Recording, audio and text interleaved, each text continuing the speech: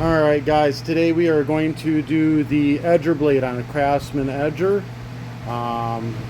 Any of the parts I use will be in the description below. Just click on the link.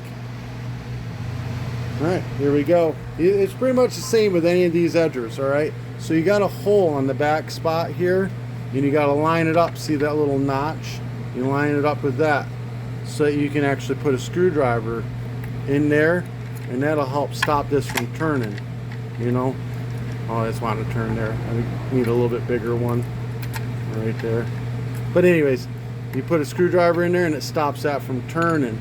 And then the bolt is going to be counterclockwise. This one happens to be a 13 millimeter, but they're all the way up to 11/16 sometimes. But let me set up my camera and I'll show you what's going on. Now I'm going to do this really easy. I'm just going to hold the blade because I have an impact. These are a lot easier, but if you put a screwdriver in that hole to where this doesn't move, you would tighten with your wrench. We're going to pop it off just like that. It's reverse thread, so clockwise to loosen it.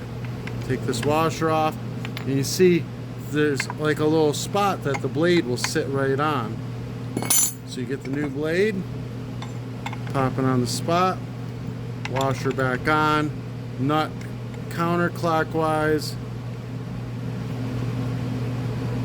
impact counterclockwise, pop it on, you're ready to go. Alright guys, this helped you out in any way, shape, or form. Give me a thumbs up, hit that subscribe button. Parts will be in the description below. Peace.